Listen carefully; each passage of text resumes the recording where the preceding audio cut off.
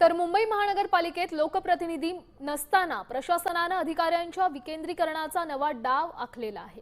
स्थायी समिती आणि महापौरांच्या आर्थिक अधिकारांच्या मर्यादेत वाढ करून छोटे प्रस्ताव थेट आयुक्तांच्या अखत्यारीत आणण्याचा घाट घातला जातोय आणि या सगळ्या बदलामुळे 4 कोटी रुपयांखालील कामांसाठी आता स्थायी समितीच्या मंजुरीची गरज उरणार नाही आणि त्यामुळे पारदर्शकतेवर प्रश्नचिन्ह उपस्थित होत आहे। लोकप्रतिनिधींच्या अधिकारांवर गदा येत असल्याची टीकाही होती।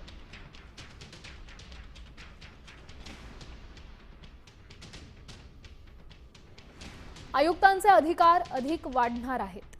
स्थायी समितीच्या अधिकारांवर कशी गदा येते आपण पाहतोय। लोकप्रतिनिधींचं मनपातील महत्त्व कमी होणार। प्रशासकांचा सरकार दरबारी नवीन पत्रप्रपंच होईल। 4 कोटींचा प्रस्ताव परस्पर मंजूर केलाय। महापौरांच्या मंजुरी मर्यादेत मोठी वाढ झाली।